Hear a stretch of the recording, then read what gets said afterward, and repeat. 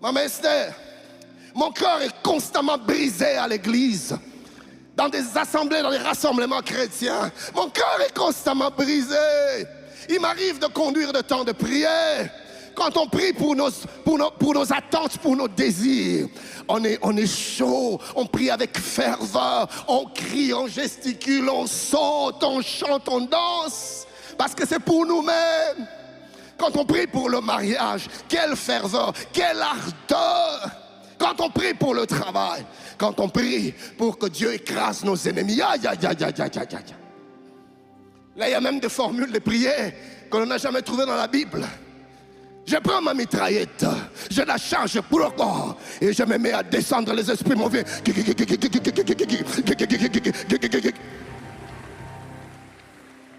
y en a qui prennent la machette. Prends ta machette, prends ta machette. Nous allons dépiécer les esprits. On commence à 3. 1, 2, 3. Dépiécer. Je vous coupe, je vous transperce, je vous détruis. On va parler de l'histoire d'un frère. Lui, c'était le summum.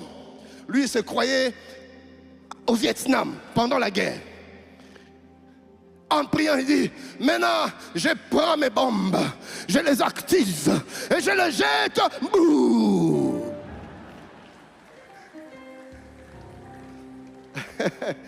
Lui-même, il se cache des dégâts collatéraux. Nous prions. Mais dès l'instant que tu dis à l'église, bien-aimé, voici venu le temps où nous allons prier pour plus de Dieu dans nos vies, pour plus de sa présence.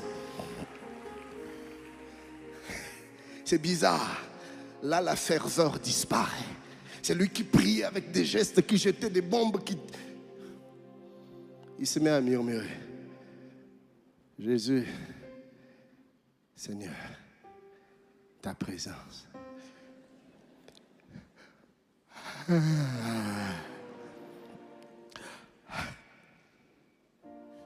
Jésus, Seigneur, Seigneur, oh. La présence de Dieu nous ennuie.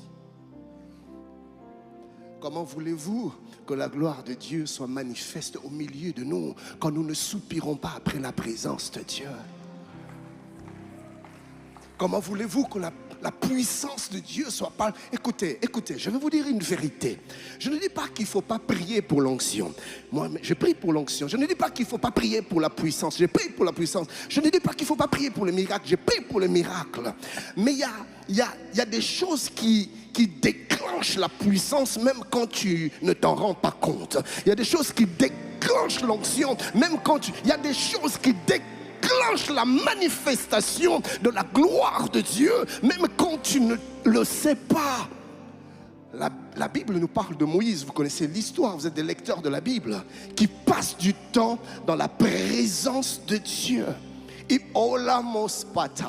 Il passe des heures dans la présence. Écoutez frères, nous sommes dans une saison. Voilà pourquoi Dieu a fait cette convocation. Nous sommes dans une saison où Dieu cherche des hommes et des femmes qui passent du temps dans sa présence.